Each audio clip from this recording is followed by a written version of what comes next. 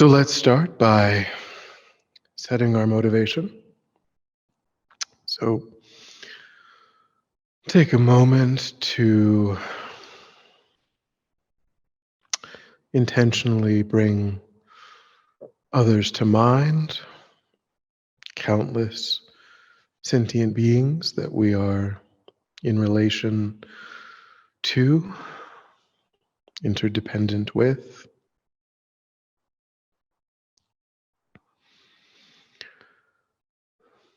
And try to realize our responsibility for caring for all of these sentient beings. Thinking that it's not sufficient to think, may someone be of benefit. We have to think, may I be of benefit? And may I be of perfect benefit?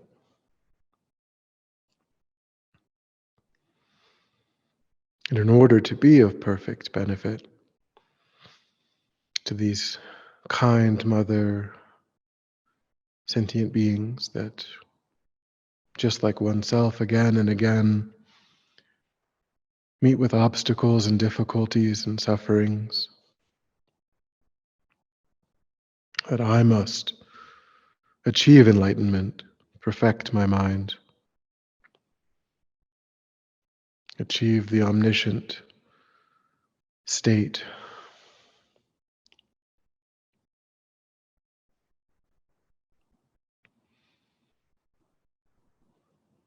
And so the purpose of our time is to study the methods for accomplishing that goal. Study the stages of the path to enlightenment,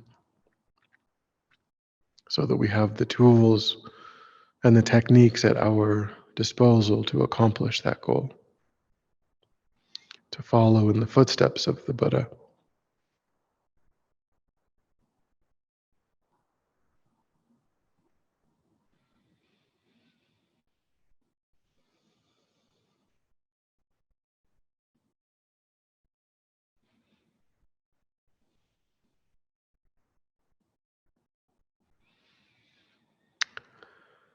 All right.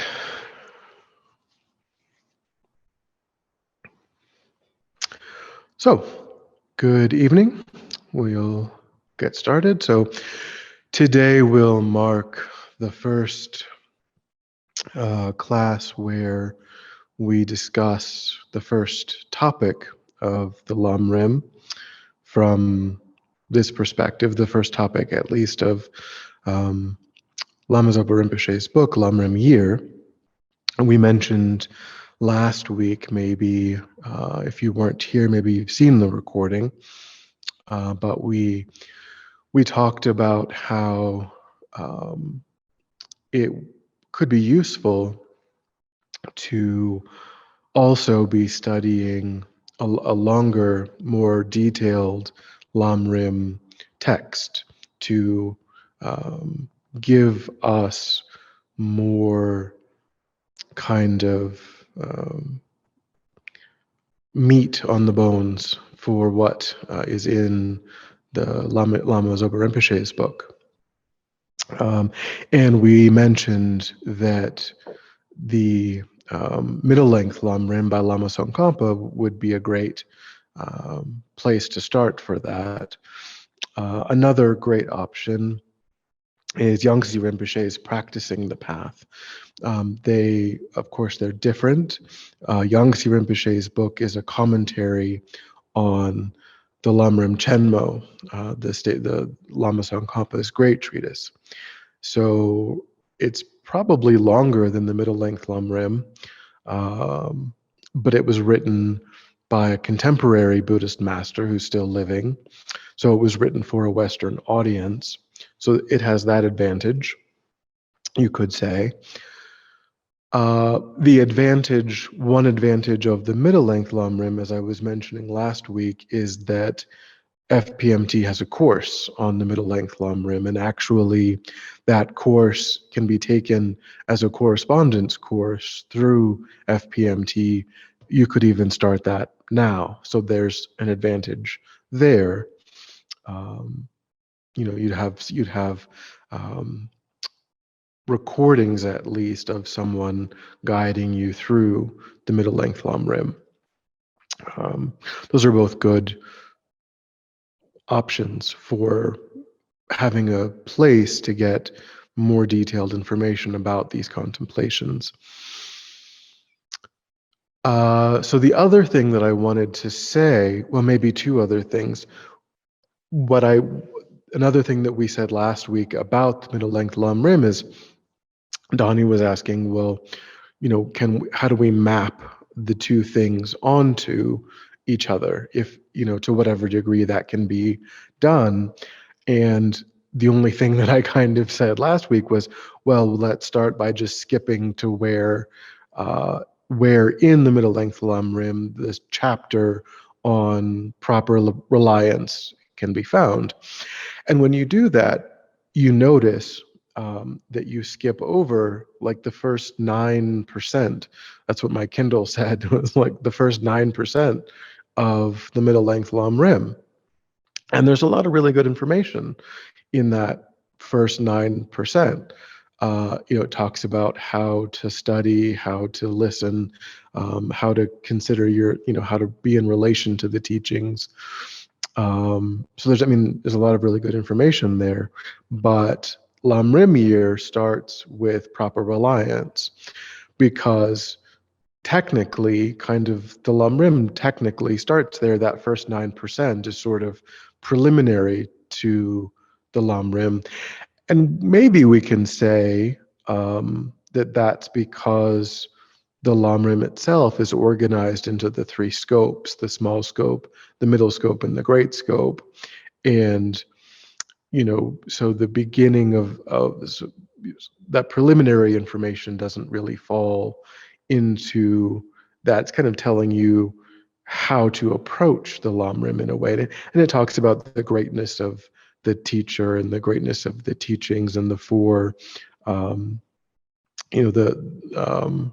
four characteristics of the Lamrim. So there's a lot of really useful information. And actually, it's going to happen again when we finish, because there's also a section on the meditation session that we'll also be skipping, because we're going to go straight to precious human rebirth after proper reliance. So I wanted to point that out, that if you were to take, for example, FPMT's course, they are going to cover all of those other things. I think really it's really just those two, the first section and then the section on meditation. Everything else is really going to be the same, but there is information in those two sections that's really helpful in general.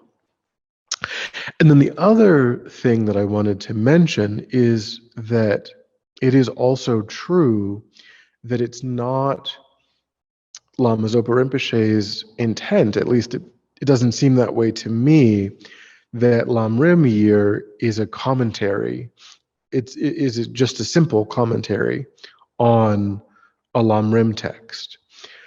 And I say that because he includes contemplations that are part of the Lamrim that are part of the Lamrim topics, but that you really don't find in the Lamrim itself, because the Lamrim was written by monks for other monks. So there are some assumptions that they don't feel the need to cover. And we'll get into this today, because we'll be discussing and thinking about maybe the first, maybe 3 contemplations in Lamrim Year, Lama Zopa's book. And these are all about helping us to see why the topic of proper reliance is even important. And that's something that you find, like the historical texts kind of just take for granted. Like they they came up with that understanding and they didn't really feel the need to discuss it. So this could be something that we'll find, as we go, that, I haven't memorized these contemplations and mapped them to the middle length Lamrim, but it really stood out to me in terms of the first topic, that Lama Zopa is really being kind, and, to us, in that he's giving us broader, important things, that are not just a simple distillation of the Lamrim itself, because he recognizes, I think, that for our minds there are things that are missing, or things that are even more helpful. Yeah. Okay. Any questions so far? Yes, Donnie. You didn't mention liberation in the palm of our hands. Should I just not mention that one for now? I think all of the information, in all of the Lamrim text is going to broadly track. So I wouldn't worry about it too much.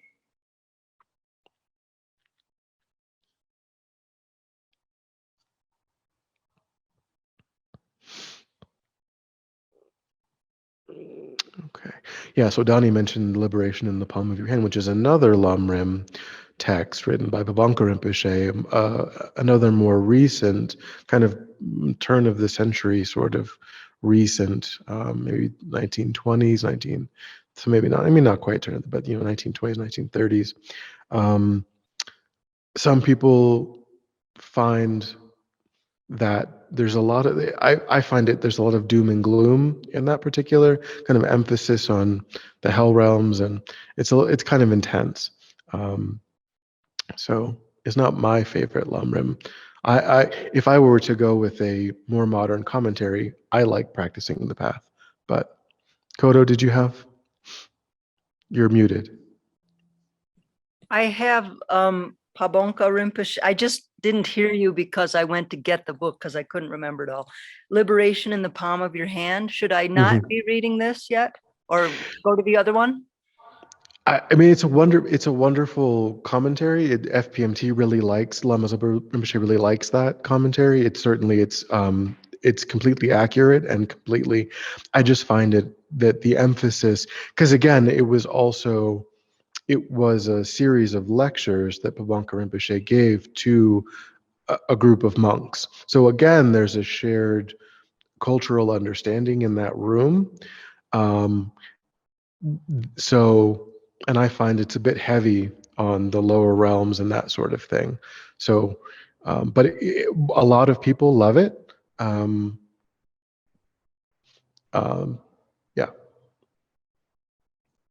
Did you have? No? Okay. So the two more modern commentaries, the one that's being discussed in the Zoom room has been Liberation in the Palm of Your Hand by Pabonka Rinpoche. The one that's even more recent than that is Practicing the Path by Yangtze Rinpoche. He's still living. He's part of FPMT. Which is a commentary on the Lamrim Chenmo. Lama Tsongkhapa's Lamrim Chenmo, the great treatise on the stages of the path. Anything else?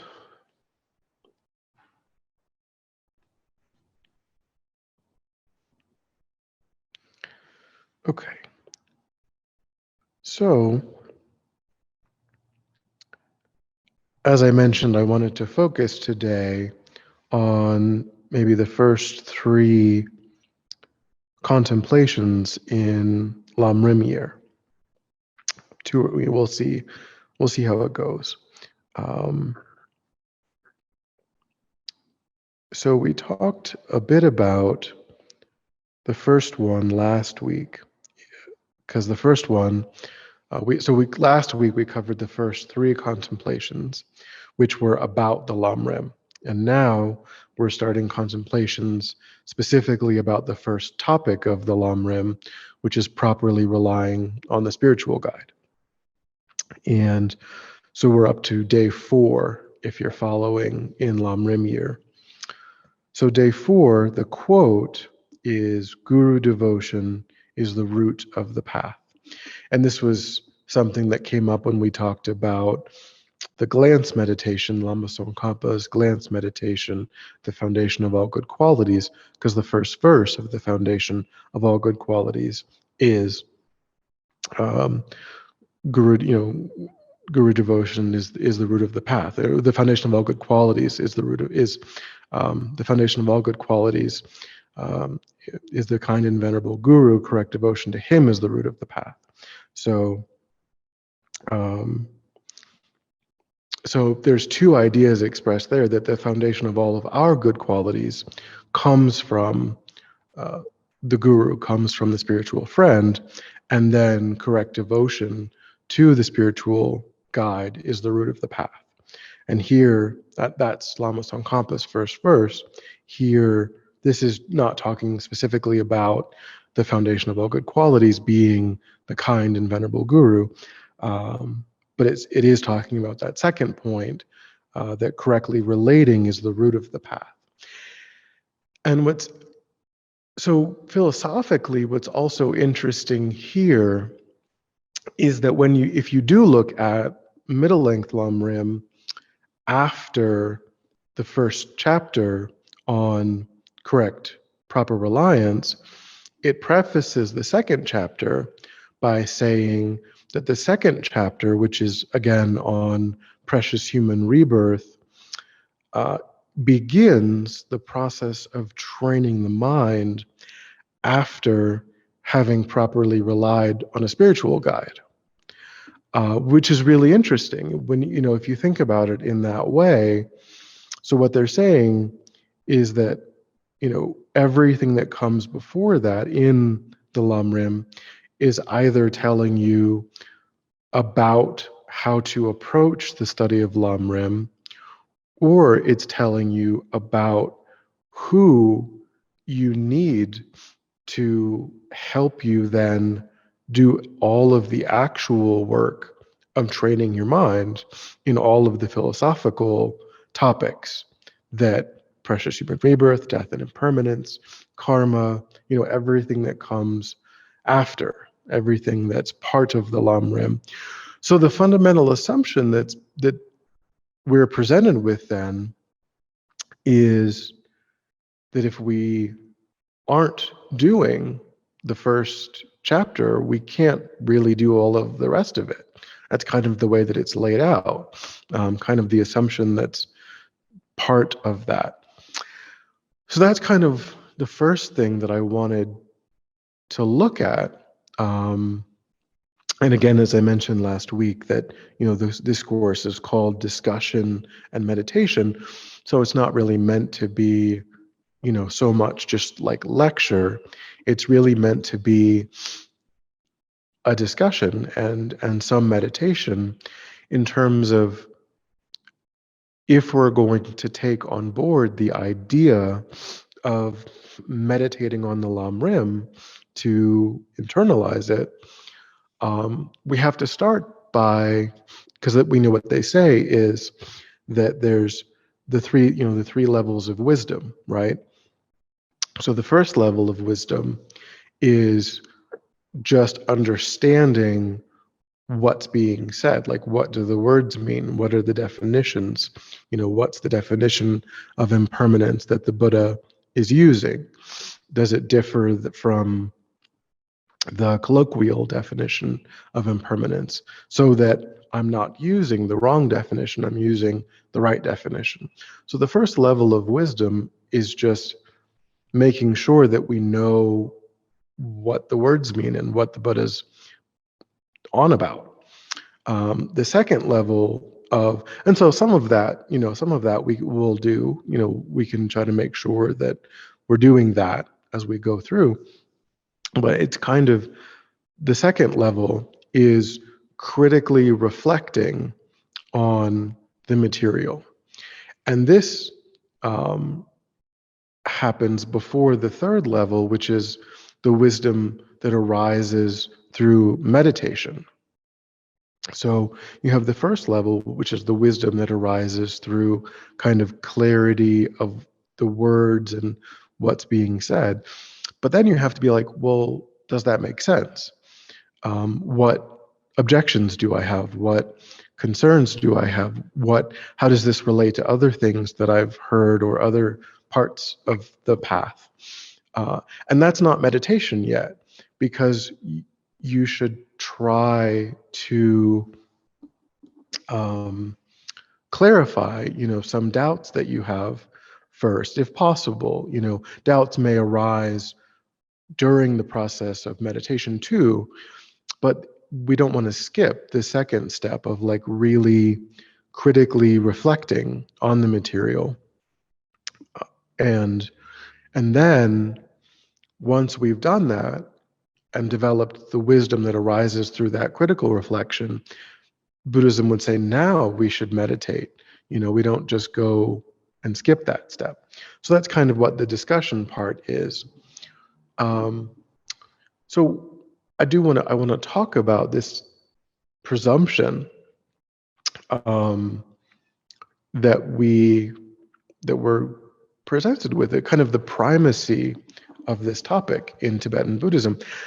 I do think perhaps some of the primacy is cultural, you know, in the sense that 1,000 years ago, 2,000 years ago, 15, during when these teachings were written down, when these ideas were really begun to be codified, most people were not literate, and there was very little material available for those who were literate. And the process of creating the Lamrim, was still in flux. So there was the inherent difficulty of trying to discern the meaning of the sutras themselves. So I wonder if, to some degree, of course, I don't think this is the whole picture, but I wonder if now we're benefiting from the fact that we are literate and there's a great deal of material available. So I present that in the sense that not everyone does have a personal relationship with a teacher, and I want maybe to encourage people to still engage in the material and not feel like, well, I can't train my mind because I don't have that personal relationship. So that's the first thing I want people to maybe comment on. How do they think about that idea?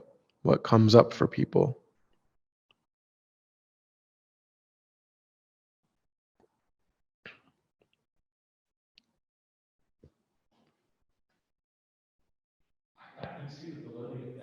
Well, I used to be really resistant to it because as an independent person, So, nobody so, could tell uh, me what. so I'm sorry, Donnie. There was somebody here, and he had started speaking. It's probably Oh, okay. hard to. Okay, let him go ahead. Let him go. Sorry. Okay.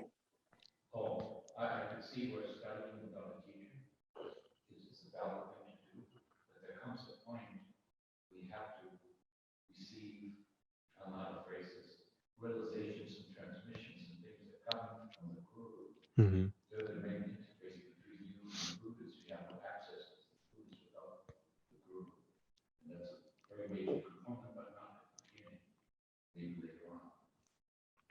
So Lou's here, and he was saying that maybe um, that the guru can serve as a link between oneself and enlightened mind in a way that texts and things cannot.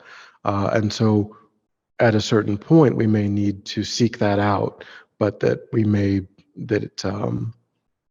we may be able to get by for a while.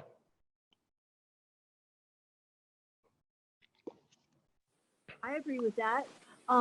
Also, I used to be really think that, oh, I'm not going to let anybody tell me what to do. I'll never rely on any person, blah blah blah. But like Lou said, now I see more as that's a conduit. They know more than I do. I mean, it takes a kind of humbleness and a strength in humility to accept that somebody might know more than I do. And I, like you said in last class, if you go to a carpenter to learn, you're not going to say, oh, fuck you, or you shouldn't if you want to learn anything. Um, I find some of these stories that they've included in Lamrim Year in the outline. Could you tell the story of the Yeshe Chayawa? That one, I read all the stories for this section, but that's the first one in the outline. Maybe would you mind talking about that one? Those like in the back of the book, or? Let's see.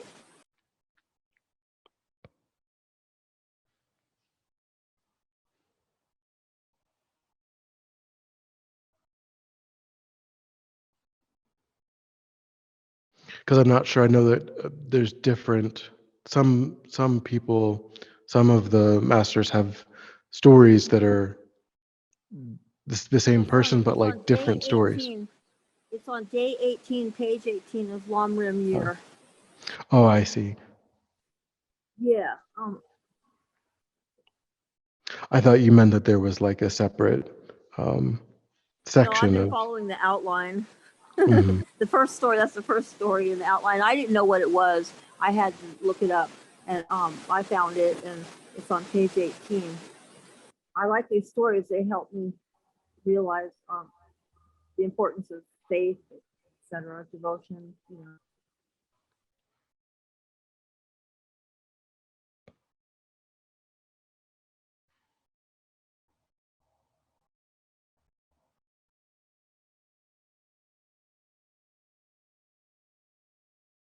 Yeah. So in that one, that story is about how through the power of devoting oneself to the spiritual guide, even if it's in a very mundane way, if a person's mind is really absorbed in the faith and the devotion, then by cleaning the guru's room, preparing the guru's food, things like that that don't seem like meditation, that don't seem like formal study, that those mundane tasks can be really transformed into a method for developing realizations, meditative realizations, due to the force of that kind of proper reliance.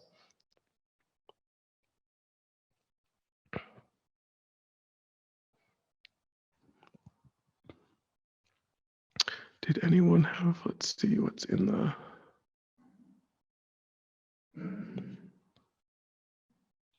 Okay. So in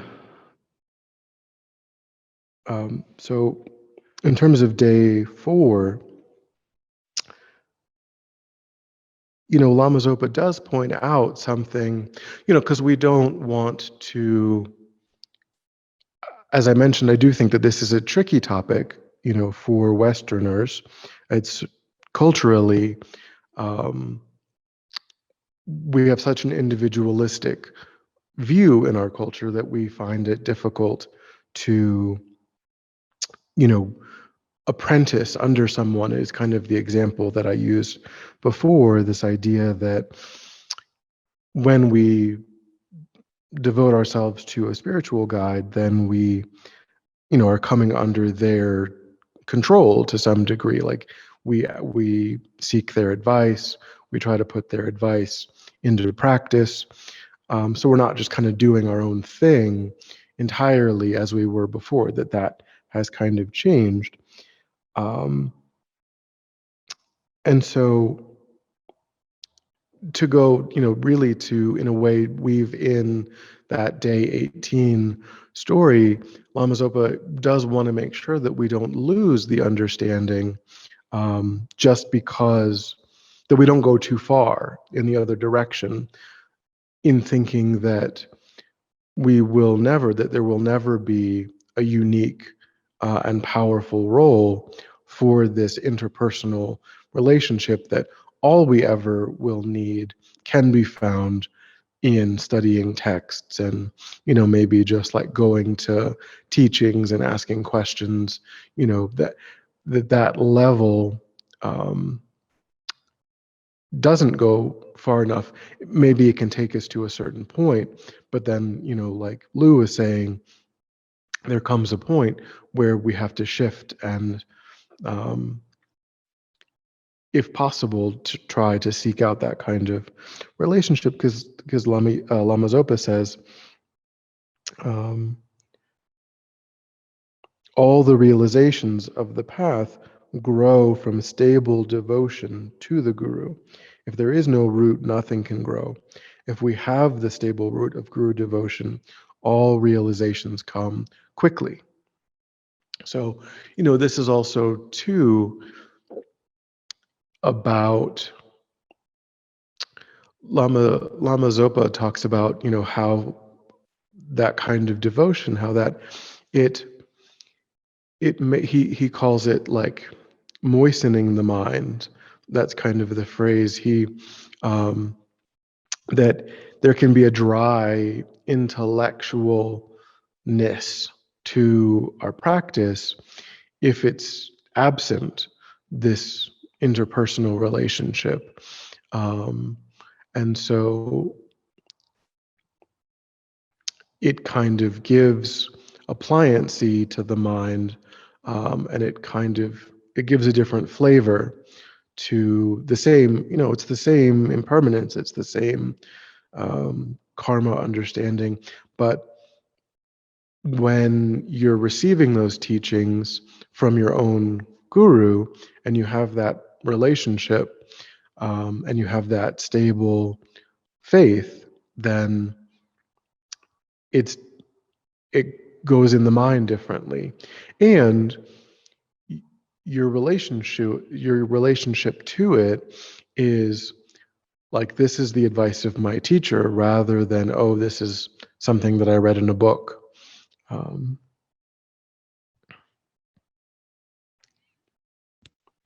Venerable Dondrub, Yep.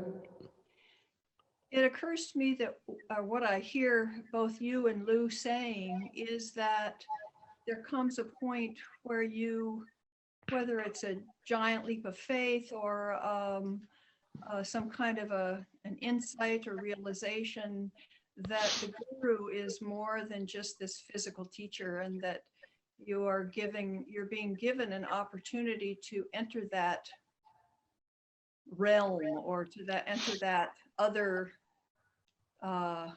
side of it all.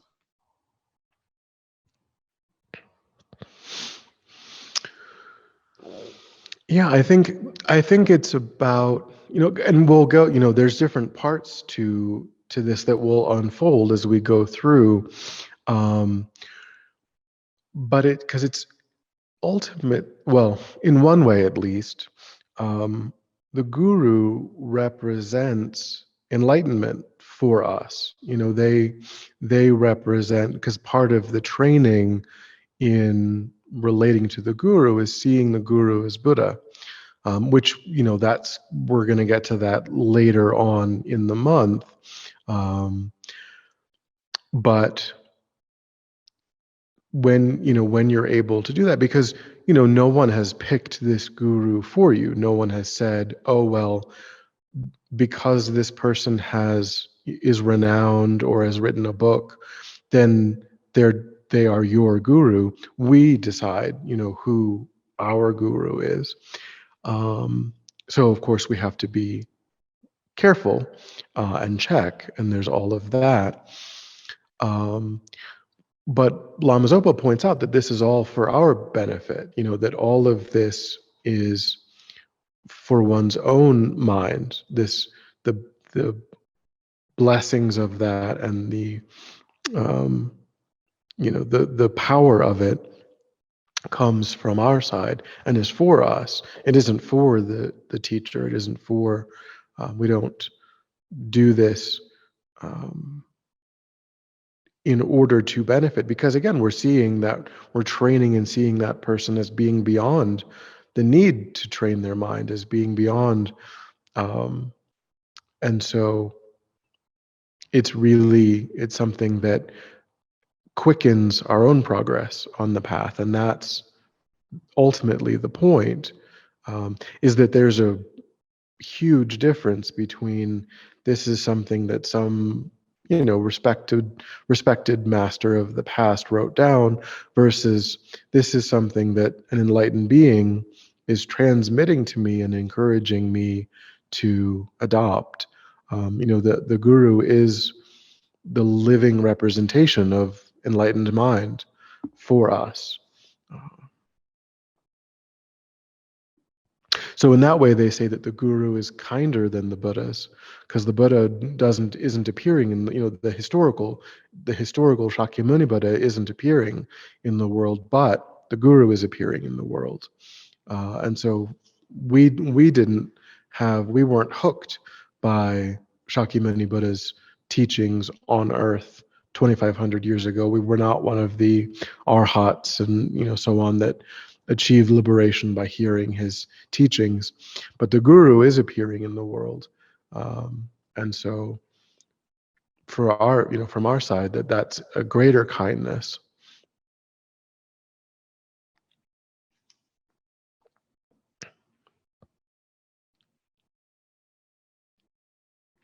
And then the other thing that he said also, we kind of mentioned that Lama Zopa says, is that by being introduced to Guru devotion first, we become careful not to make mistakes. When we start our practice without mistakes, because we have this full understanding. So again, we may not have a teacher right now, but so we might think, oh, well, this doesn't apply to me. This applies to people who are ready, but when we study, for example, like the characteristics of a guru, because I mentioned last week that by no stretch of anyone's imagination am I a guru, am I a spiritual guide. So that's important. But, if I didn't want to say that to you, other people might not say that, or there are certainly people that might be looking for money, or so on. So by studying, for example, the qualities of an actual guru, we know what to look for when we're trying to be careful about who to take as a teacher. Anna, did you have a question? Thank you, Venerable. I was just going to ask, so if we don't have a personal teacher as such, could we use, say, the Dalai Lama? High teachers like this. Yeah, I mean, I think, still we want to recognize that interpersonal, that His Holiness isn't someone that we will have that interpersonal relationship with, but at the same time, to think of the things that he says as instruction for us in the same way as so training to see him as Buddha and training to see his instructions as coming from Buddha, I think is incredibly valuable as well. Aaron, did you have a question? Yes, I had a question. My question was, I know there's different types of teachers and different types of gurus. Would this apply to all of them in some sense as a practice? Yeah, so there's like one's root guru, who kind of a person trusts in the most intense way, in terms of going to for advice. But then that root guru, the person that you feel most close to, the person that you feel like most is able to benefit your mind, there may be certain subjects that they haven't really studied all that much. And they may say, oh, well, for this, maybe you should go talk to this person or train with this person because they've studied this other, logic, or, so you might train with a different person because they have a particular expertise. Or some, there might be some karmic benefit or reason that your teacher might encourage you to create. I wonder, speaking about that, I've kind of wondered, just as a maybe an anecdote. I asked some advice of my root guru years and years ago, and he gave me a particular practice that to do. And so I tried to look for the initiation of that practice so that I could do it. And it happened that a few months later, the initiation of that practice was being given by a really high, the Ganden Tripa at the time. And so I went, to the initiation. So I made a karmic connection with, the Ganden Tripa, who's the head of the Gulug tradition, kind of like the Sakya treason, but for the Gulug tradition. And then also what happened in that teaching too was, for people who don't know, I use a wheelchair, and so there was he was on a high throne when he was teaching, and people were going up to him at the end and giving blessing, and offering a kata and getting a blessing. And I kind of didn't go up because it wasn't accessible. But then as he was leaving, people that worked there kind of like brought him over to me so that I could do that. And so I kind of like wonder if that was really like the whole point of everything that my teacher said, was to get hooked by the Ganden Tripa, like in my, so you kind of have to think, like, when your teacher gives you advice, like that there can be all of these deep layers of meaning, and reason why they might encourage you to do certain things. So I always kind of thought maybe that was the real purpose of his instruction. Yeah. I think I forgot. Often happens. I forget what I'm talking about. Aaron asked a question. Oh, Aaron asked a question about different kinds of teachers and how you relate to them. So I don't think that you reserve guru devotion only for one's root guru. Because a person can have many gurus. I would say that it's probably most important to train in this most, to put the most amount of effort, because into the relationship that you have, that is your root guru. I think that's probably the most important. But it isn't the case that you don't try to see all of your teachers as Buddha. That's certainly true. So, I would make effort. And then I think also too, that means we have to be just as equally careful with all of the people that we take as teachers, and not just say, oh, well, I really checked this one person, but I'm not going to check anybody else. Or, we have to be equally careful.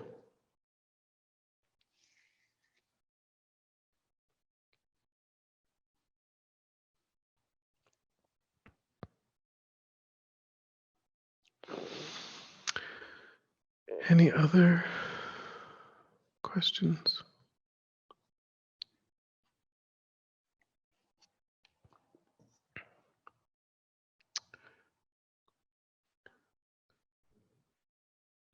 So then day 5, the next one, Again, these are things that Lama Zopa is adding to our study. The quote is, "The guru is the antidote to the confused mind." So here, what he's pointing out is, I mean, I think what I take from this is that we need to recognize, just like one of, in that first section that we skipped of the Lamrim, one of the pieces of information that's in there is about relating to oneself as the patient, relating to the Buddha as the doctor, and relating to the Sangha as the nurses. And so that's recognizing that we aren't enlightened, that our mind is obscured, that the delusions are operating in our mind. And so we need to figure out what the antidotes are, how to apply them, and not just go along with, oh yeah, I'm totally free. My mind is totally clear. I've got it all figured out. I'm above all of this training kind of idea. So, he's saying that we don't realize that all of these problems, he's saying that we need to recognize that our mind is one with, right now is influenced by these afflicted states. And so we can't just flip a switch and change all of that. We need to use the right methods, but those methods have to be given to us by someone who's already done that work. They can't, we have to, we were talking about mundane examples of apprenticeship, last week, and it's the same sort of idea that if you don't know how to build a car, you can't go into that situation thinking that, well, it must be easy. I must, this goes here and that goes there, and, I'll just kind of tinker around and figure it out. You ask someone who's built many, many cars, and you follow what they're doing, and you don't argue, you don't, you just, you let them guide the process because they're the ones who've already done the work, and they are a valid teacher of how to build a car. And a guru is a valid teacher of how to train your mind, how to progress toward the stages of enlightenment.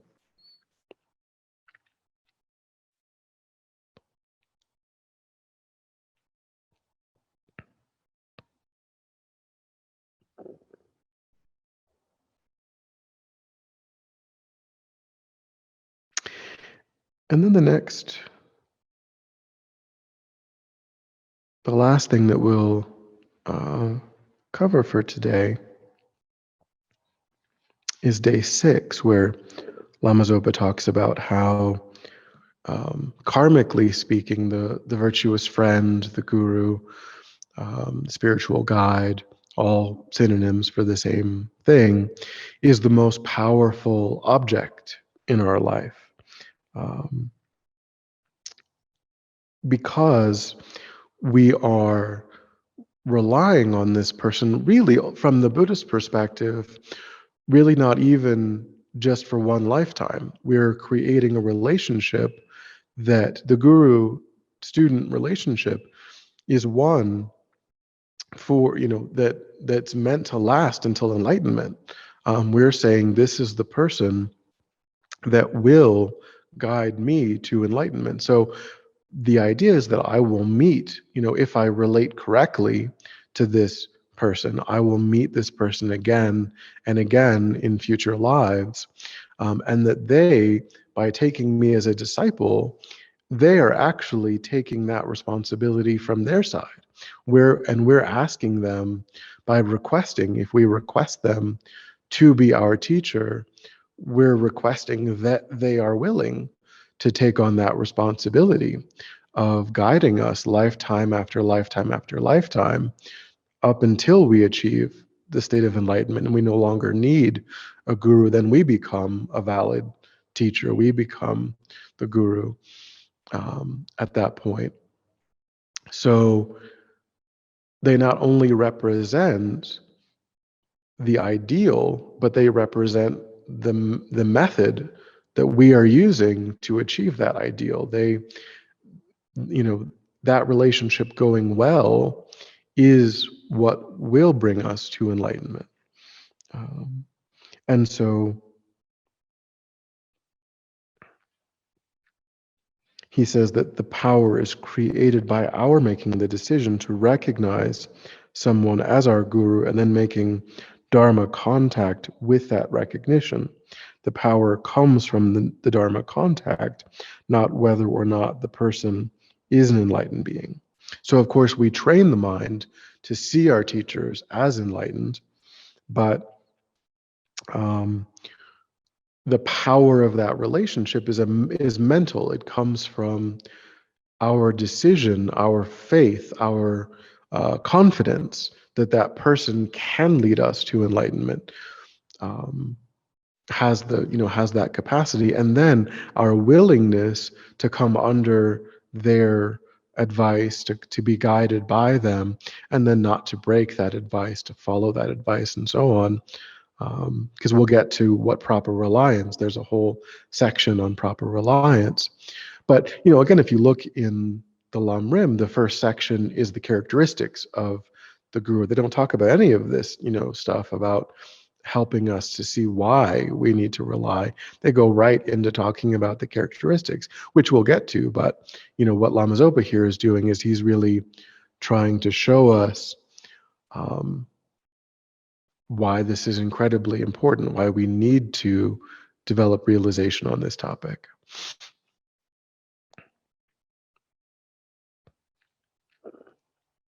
He says that the energy of the atom can be harnessed constructively, and he says that the meeting of, with atomic power, he's saying the meeting of a guru and disciple is similar. If we're careful and practice guru devotion, we can accumulate the greatest merit in the shortest time. But he says if we don't study how to properly relate, and we denigrate, we take someone as the guru, which means that we see them as enlightened and we see them as representing our enlightenment, and then we harm them, we denigrate them, we treat them badly, then things are just like the power of the atom can be used to power a city.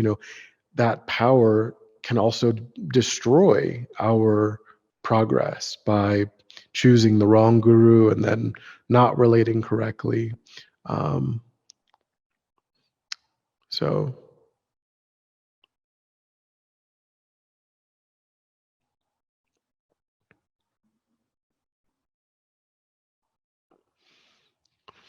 So there's great power in that relationship, and power itself is neutral. Power itself can be harnessed in a positive direction, but it can also go wrong, and it can really, and we know that that's certainly true. We know that when people take teachers that end up causing great harm, or is seen as being unethical, seen as, that can really destroy a person's faith in the path. And then they might think, well, all of this is nonsense, all of this, because this one person failed. They kind of conflate the validity of the path with one person's inability to follow the path correctly. And then they just lose all hope, and then they totally go in a different direction. So if we if that process doesn't end up going well, it has the power. It has the power to really harm.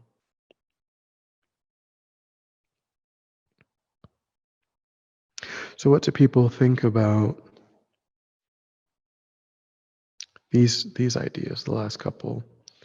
Sorry, I'm trying not to blather on, but it's a hard tendency to overcome.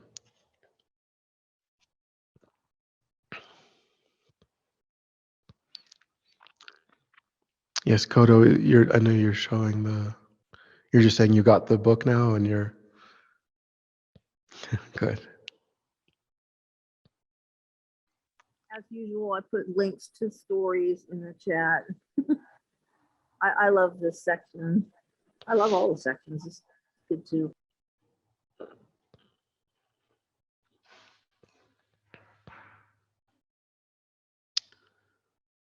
No.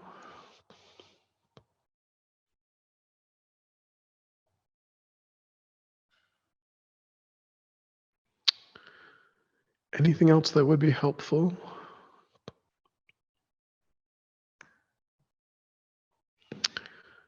Okay. So what I would say then is today is Thursday. So what would be, I think, maybe helpful is since we covered 3 contemplations and we have Friday, Saturday, and Sunday to meditate on one of those contemplations on each of those days. So tomorrow, if you can get the book, and because I think this might be a class where, we usually say there's no reading required. I don't know, this might be a class where at least Lamrim Year might be hard to not have the book. So tomorrow, try to think about day 4, which is Guru Devotion is the root of the path. And then on Saturday, try to think about day 5. The Guru is the antidote to the confused mind. And then on Sunday, try to think about day 6. The virtuous friend is the most powerful object in our life. And then we'll open Monday's class by talking about people's experience. Yes, Lou. Also mentioned that the Lama Yeshe Wisdom Archive just released an application that you can download on the phone or your tablet that has a Enlightenment Year. You can call it Yeshe. And it's free. So Lou is saying that there's also a phone application, a phone app for the Lamrim Year that Lama Yeshe Wisdom Archive has released. So maybe you can Google Lama Yeshe Wisdom Archive Lamrim Year, or maybe just in the Play Store or the iStore, whatever it's called on. You can put in Lamrim Year, maybe on those, and you can find it that way. But there's an app that you can, and it's free, I suppose. So Anna, yes, this phone app is free, from what Lou says. And Anna, there's a free version of the book too online at the Lama Yeshe. I put the link last time. I don't have your email, but I sent it to my friend Shayla. If you want it, we can send it to you. It's free. It's not stealing. We're giving it for free. Oh, Danny, Yeah, thank thanks, you so Aaron. much. It's on that page you just put. You have to dig a little bit towards the bottom, and then it says you can get a hardcover or hardcover or the digital. I'll put Perfect. these. Thanks, everyone. I'll put these on the event pages too. Going forward, I'll do a better job and have those on the event pages.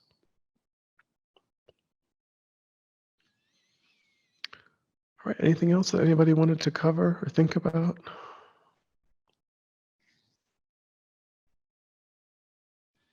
Okay.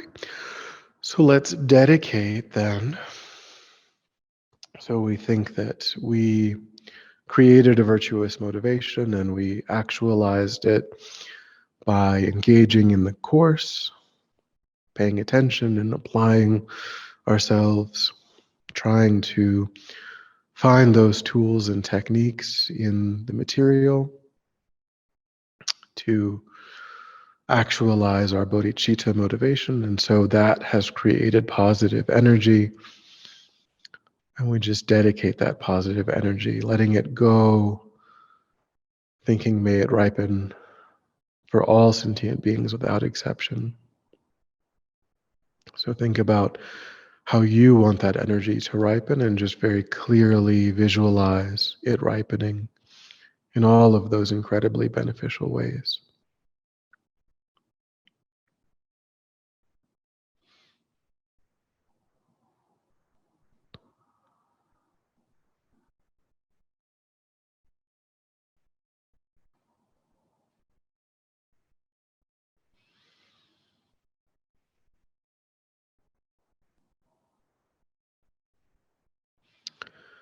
All right. Well, I hope to see everybody on Monday. Thank you, Venerable.